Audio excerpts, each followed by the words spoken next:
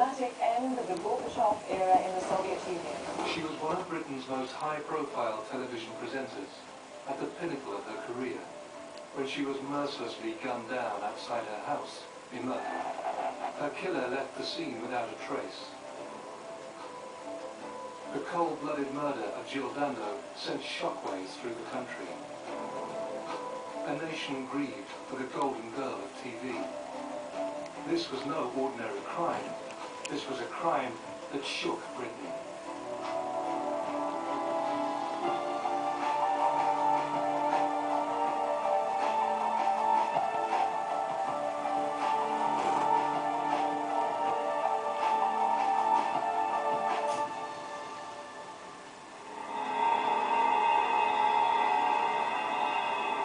On the 26th of April 1999, BBC television presenter Jill Dando was shot by a single bullet to her head on the doorstep of her home in southwest London. The hunt for the murderer and his motive proved to be one of the largest, most difficult and expensive inquiries ever conducted by the Metropolitan Police. 2 years later, during a controversial court case, local resident Barry George was found guilty for the killing. But during a dramatic retrial, he was cleared of Jill Dando's murder. So who shot one of Britain's most best-loved television personalities? This is the story of the brutal slaying of Jill Dando, told from the inside through the eyewitness accounts from those closest to the story. Born in Weston-super-Mare, Jill Dando began her journalism career as a reporter on a local paper, the Western Mercury. Determined to work in broadcasting, she eventually went on to become a presenter for BBC South West. She quickly rose to become a household name when she moved to the BBC's national news operation in London, presenting the breakfast news and 6 o'clock news. But she was best known as the face of the hit shows Holiday and Crime Watch, a series which explored unsolved criminal investigations.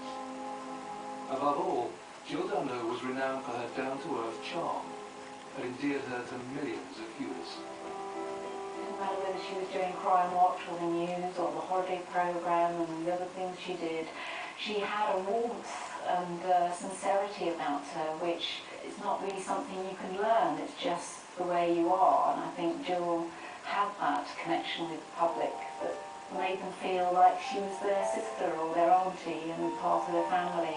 Jill Dando was a national figure. She was a very pleasant personality, very easygoing. Funnily enough, she self-deprecatingly once described herself as Miss Blando because she thought she was too nice to be true, but she was. People liked her. When she moved to Fulham, she lived in the next road to where I live.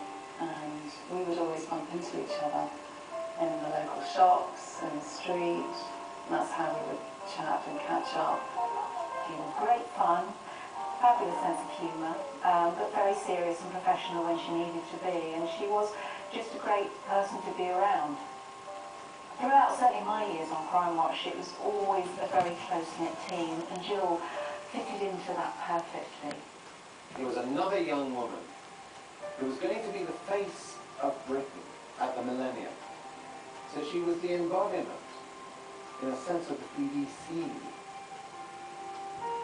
As well as enjoying a successful TV career, Jill had recently announced her engagement to gynecologist Dr. Alan Farling.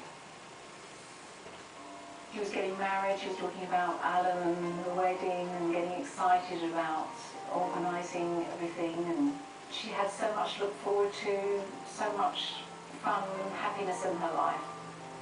I remember bumping into her when she came back from Sydney, when she'd been on holiday, and she was totally in love. They had met on a blind date and were due to be married in September 1999. Jill talked eagerly about her desire to become a mother. She was happier than she had ever been.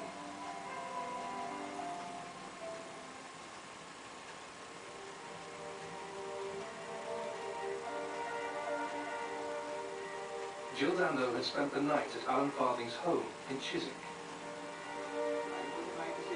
Jill left her fiance's house in Chiswick, I think it was about 7 or 8 in the morning.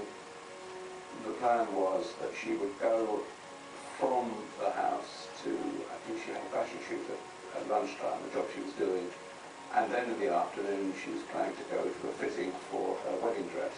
Miss Vandell had been going to her house purely to get changed. She was no longer living there. She was living with a boyfriend several miles away. Gowan Avenue was a 2-story terraced house, which she was actually selling for about $400,000 at the time. Jill lived on Gowan Avenue in Fulham, southwest London. Gowan Avenue is almost a typical inner London suburban street. Terraced houses, most of the people are at work during the day and not too many people around at this time. But it is an area with a lot of families with children out on the street walking, or taking children to the park, taking them to and from school or shopping. When she bought her home in Fulham, was so thrilled about it. She told me that one of the reasons she'd chosen that home was that it had a hedge and it had a tree that afforded her privacy. Having left her fiancé's home in Chiswick, Jill made various stops on her way home, including a brief visit to the petrol station, King's Mall shopping centre in Hammersmith, and a fishmonger's on Fulham Road, before making her way home. It was around 11:30 a.m. when Jill finally arrived at Gowan Avenue. She got out of the car, having parked it, and in fact still had the keys to the car in her hand. As Jill was about to approach her front door, she was unaware that somebody was closely watching her every movement.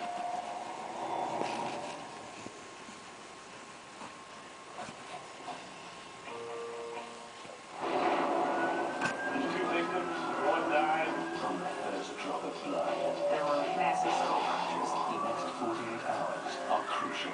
Each room was a separate person. But then, the game changes. His heart stopped beating so fast I could see it in his throat. I'm actually sitting across the table from the second bed. Brand new. After the first 48, Tuesdays at 10, exclusive to CI.